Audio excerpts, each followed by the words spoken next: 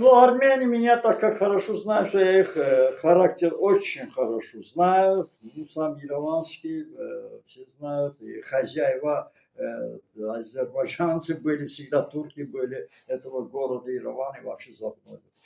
Что я хотел сказать? В дальнейшем мир, если наступит, говорят, ну никогда мира не ждите, это неисправимый народ армяне, хай. То, что вот беспокойство в Азербайджане, что там армянские женщины. Да, армянские женщины чемпион мира по массажу.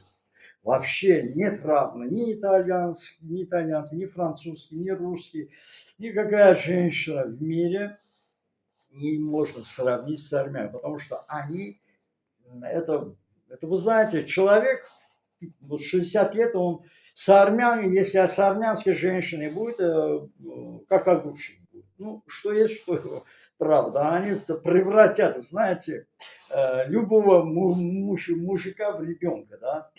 То есть они, да, они, ну, родились, умеют. Что делать? Вот такая порода уж. Поэтому мужчинам я, азербайджанским мужчинам советую. Смотрите, будьте осторожны.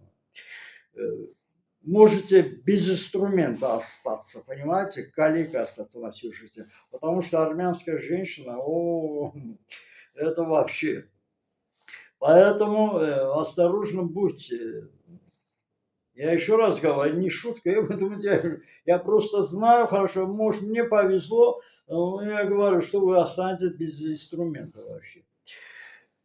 Маргарита, вот это Марго Симонян, видите, она даже в открыто все говорит, как я лежала между ног, голову положила шоферу, и там что она там творила, и у Соловьева это рассказывают, прямо в эфире весь мир видит, в каком состоянии были все. Соловьев вообще говорят, чуть ли не сознание не потерял, там не знаю, что с ним, у него уже вся брюки мокрые были.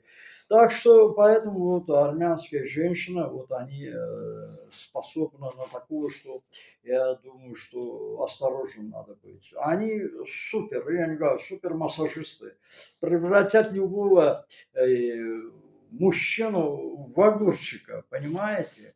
Поэтому надо немножко осторожно быть именно азербайджанцы. Смотрите, что останетесь без этого, в общем.